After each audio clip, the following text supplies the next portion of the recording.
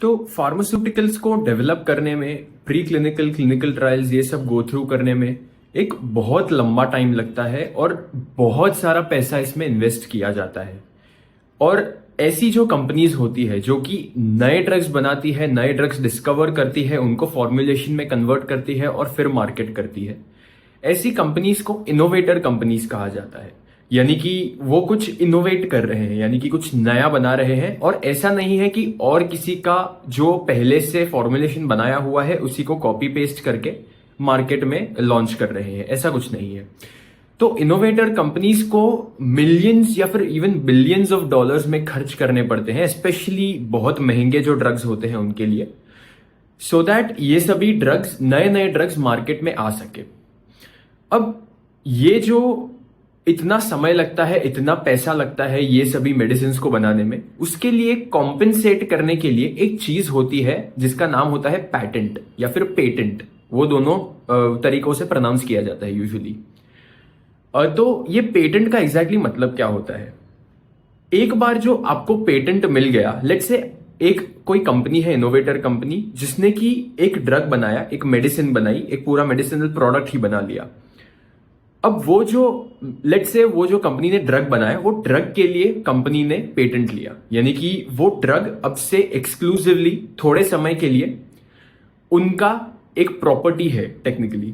यानी कि कोई और वो सेम ड्रग को, वो सेम सिंथेसिस के मैकेनिज्म को, यानी कि कैसे वो ड्रग सिंथेसाइज किया गया लैब में, या फिर कौन से इंग्रेडिएंट्स यूज किए गए वो पूरे मेडिसिनल प्रोडक्ट में जो वो ड्रग कंटेन करता था, ये सभी चीजें कोई और कंपनी तब तक लीगली कॉपी नहीं कर सकती। यानी कि अगर किसी और कंपनी ने कॉपी किया और वो सामने आ गया मार्केट में, तो एक लॉ सूट पड़ सकता है वो दूसरी कंपनी पर जिसने वो कॉपी किया। तो यही बेसिकली होता है पेटेंट।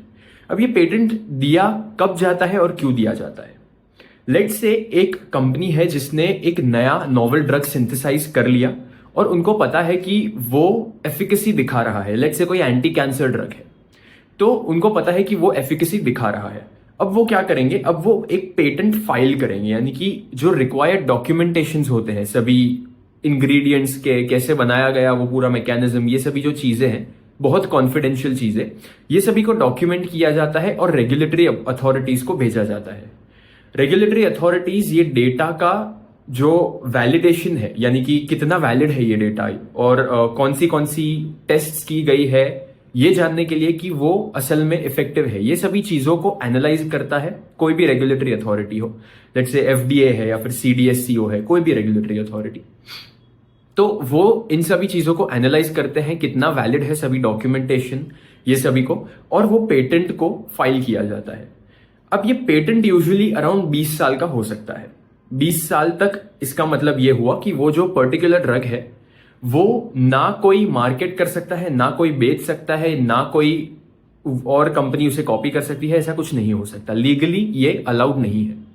ये इसका मतलब हुआ पेटेंट। अब ये पेटेंट कब फाइल किया जाता है? ये पेटेंट यूजुअली कोई नया ड्रग अगर डिस्कवर हुआ है, ड्रग मॉलिक्यूल, तो वो डिस्कवर होने के तुरंत बाद ये पेटेंट जितना जल्दी हो सके उतना फाइल किया जाता है। क्योंकि अगर जितना जल्दी हो सके फाइल ना किया गया तो उतने ही चांसेस बढ़ेंगे कि और कोई कंपनी वो पेटेंट को फाइल कर ले और 20 सालों तक आपको परमिशन नहीं होगी कि वो ड्रग आप मार्केट कर पाओ। तो ये नहीं होना चाहिए, इस वजह से सबसे पहले पेटेंट फाइल किया जाता है।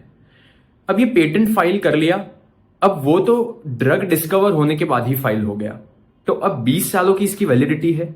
लेकिन उसके पहले pre clinical trials, clinical trials, एक पूरा फॉर्मुलेशन बनाना, उसकी स्टेबिलिटी देखना, ये सभी चीजें भी करनी पड़ती है।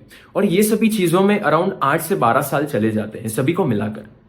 यानी कि एक बार 20 साल का पैटेंट या पेटेंट लग गया, उसके बाद 8 से 12 साल यूजुअली आप वो ड्रग को मार्केट नहीं कर पाओगे, क्योंकि अभी तक वो फॉर्मुलेशन बना ही नहीं है कि आप मार्केट कर पाओ उसको। अब ये जो प्रॉब्लम है, इसके लिए भी एक अलग टर्म आती है, इसके लिए भी एक नया कंसेप्ट आता है जो हम आगे जाके डिस्कस करेंगे। एक बार 8 से 12 सालों के बीच में वो जो पूरा मेडिसिनल प्रोडक्ट है वो बन गया और मार्केट हो गया। इसके बाद जो 8 साल बचते हैं, लेट्स से 12 साल लग गए क्लिनिकल और प्री क्लिनिकल ट्रायल्स को, तो वो जो बचे हुए 8 साल है जो कि पेटेंट में बाकी है, यानी कि 20 साल का पेटेंट था, 12 साल हो गए, तो 8 साल जो बाकी है वो टाइम में कोई भी और company, obviously again patent valid है, सो कोई भी और कंपनी अभी भी आपका वो जो ड्रग है, आपका जो प्रोडक्ट है वो नहीं बेच सकती, मार्केट नहीं कर सकती। इस वजह से आपको सिर्फ प्रॉफिट होता है इतने टाइम के लिए। तो ये जो 8 साल है ये कई बार इनफ ना भी हो अगर प्रॉफिट्स बुक करने के लिए, तो इसके लिए एक और चीज है जो आप कर सकते हो। इसे कहा जाता है पेटेंट एवरग्रीनिंग, पेटेंट एवरग्रीनिंग कहा जाता है इसे। अब ये पेटेंट और पेटेंट एवरग्रीनिंग में फर्क क्या है? पेटेंट में आपने एक नया ड्रग मॉलिक्यूल बनाया, और पेटेंट एवरग्रीनिंग में आप वो पूरे फॉर्मुलेशन में कोई एक छोटा सा चेंज कर रहे हो, जो कि इसके लिए ग्राउंड्स बन सकता है कि आपका पेटेंट या फिर आपका जो ड्रग प्रोडक्ट है या फिर आपका जो ड्रग है वो एक डिफरेंट एंटिटी है। इसके लिए ग्राउंड्स हो सकता है, उसका मतलब होता है पेटेंट एवरग्रीनिंग। यानी कि एक एग्जांपल से समझते हैं।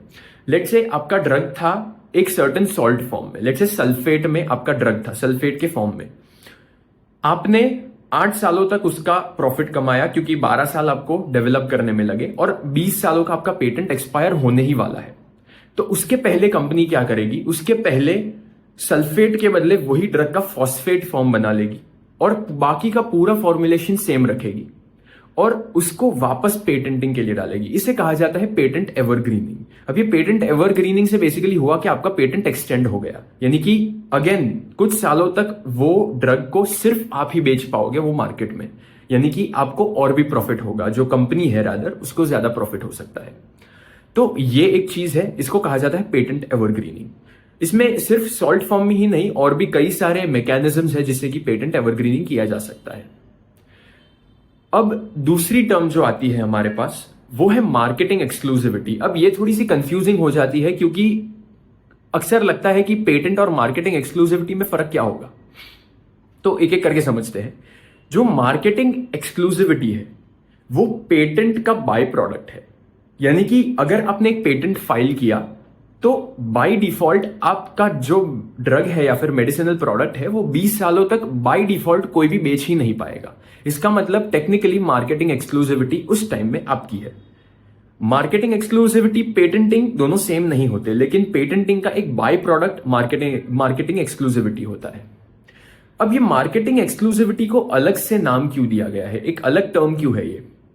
इसका रीजन ये है कि कई बार ऐसा भी हो सकता है कि लेट्स से आपकी जो कंपनी है उसने ऐसा कोई प्रोडक्ट बनाया है जो कि एक बहुत ही छोटे मार्केट को सेटिस्फाई करता है, यानी कि ऐसा कोई ड्रग है, लेट्स से कोई सिर्फ 10 सालों के नीचे के जो बच्चे होते हैं, अंडर 12 अंडर 10 जो चिल्ड्रन होते हैं, सिर्फ उनके लिए ही वो ड्रग है। इसका मतलब आपका मार्केट साइज बहुत ही छोटा है, यानी कि अगर आप कंसिडर करो कि इवन पूरे वर्ल्ड में से इवन 5 या 7% ऑफ द पॉपुलेशन ऐसा है जो कि 10 सालों के नीचे आता है, तो इमेजिन करो आपका मार्केट साइज ऑटोमेटिकली कितना रिड्यूस हो गया। तो इन केसेस में चांसेस है कि एक बार आपको पेटेंट मिल गया और वो 12 साल आपको ड्रग डेवलप करने में लगे, उसके बाद आपने 8 सालों तक उसे बेचा, लेकिन आपका मार्केट साइज इतना छोटा है कि आपको इनफ प्रॉफिट नहीं मिला, यानी कि आपने जो इन्वेस्ट किया था ड्रग डिस्कवर करने में उतना आपने प्रॉफिट या फिर इवन उतना जो बेस अमाउंट था वो आपने वापस कमाया भी नहीं है अभी मार्केट से, जो उसके रिसर्च में इन्वेस्ट हुआ। तो इसको बाईपास करने के लिए कई बार रेगुलेटरी अथॉरिटीज आपको थोड़ा सा एक रिवॉर्ड टाइप दे सकते हैं। इसी रिवॉर्ड को कहा जाता है मार्केटिंग एक्सक्लूसिविटी। यानी कि पेटेंट में तो ठीक है मार्केटिंग एक्सक्लूसिविटी मिल गई, लेकिन रेगुलेटरी अथॉरिटीज जो कंपनी है उसे अलग से भी एक मार्केटिंग एक्सक्लूसिविटी दे सकती है। लेट्स से कोई ऐसा ड्रग है जो कि एक ऑर्फन ड्रग है। ऑर्फन ड्रग यानी बहुत रेयर कंडीशंस के लिए जो यूज किया जाता है उसे कहा जाता है ऑर्फन ड्रग। अब ये ऑर्फन ड्रग्स के लिए कई बार 7-7 सालों तक एक्सटेंड की जाती है मार्केटिंग एक्सक्लूसिविटी, यानी कि जो आपको पेटेंट से मार्केटिंग एक्सक्लूसिविटी मिली थी उससे भी 7 साल बढ़ा दिया वो मार्केटिंग एक्सक्लूसिविटी को वो रेगुलेटरी अथॉरिटी ने, यानी कि और 7 सालों तक और कोई भी कंपेटिटर मार्केट में आकर आपका जो प्रोडक्ट है वो नहीं बेच सकता। ये बहुत लिमिटेड केसेस में किया जाता है, लेकिन फिर भी एक इंपॉर्टेंट टर्म है समझने के लिए, ये जो टर्म है मार्केटिंग एक्सक्लूसिविटी। तो यही बेसिकली है डिफरेंस मार्केटिंग एक्सक्लूसिविटी में, पैटेंट में, और यही डेफिनेशन है बेसिकली पैटेंट एवरग्रीनिंग का। Thank you.